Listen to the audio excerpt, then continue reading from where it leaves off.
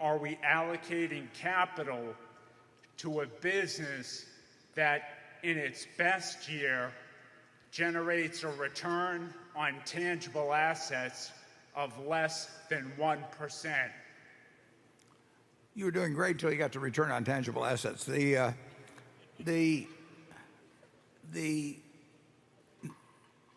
love the math that you just described, as long as we are going to get returns on the added capital investment. And we are in businesses, whether it's wind energy in Iowa or whether with PacifiCorp after we bought it, there were lots of opportunities for capital investment. ND Energy, which we bought, we're looking forward to putting more capital in, because as long as we get treated fairly by the regulators in the states that we operate, we will get appropriate returns on that. And the return is not measured by the cash minus the increased capital investment we're making.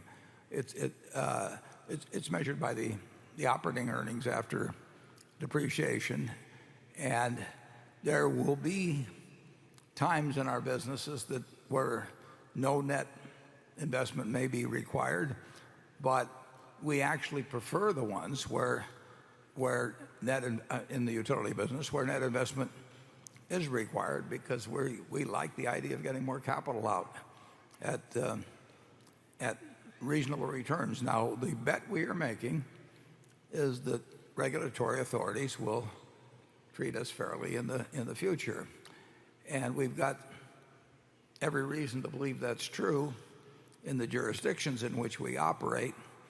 And one of the reasons we believe it's true is because we've done so much better than really the great majority of utilities in delivering electricity at lower rates than are charged by most utilities.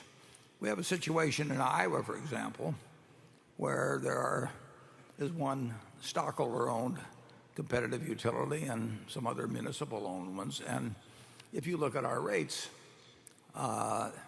they are significantly below those of our competitors. In fact, one of our directors has a farm where he buys from two different sources, one being us, and his rate from us is dramatically lower than the one from the cooperative arrangement that exists. So we have a deserved good reputation with the regulators that we're dealing with.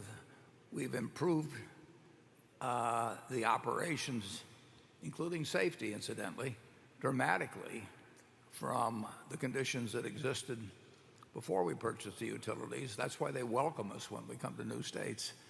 And so if we can put more money into useful projects in those states, we've got every reason to believe we will get returns that are appropriate. But if you compute net cash generated from those, you will see nominal or negative figures for a considerable period as we add to our investment and we make those utilities even more useful to people in those jurisdictions.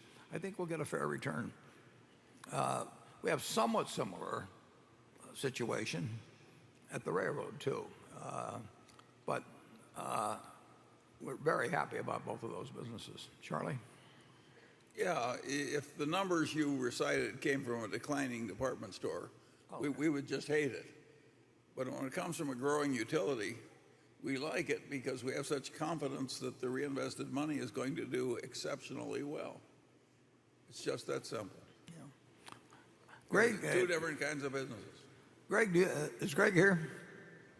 You might be able to give him a few figures that I don't remember off the top of my head in terms of comparative, how our prices compare, and give him a little more of a flavor on how the utility commissions do regard us and how they treat us fairly. Sure. When you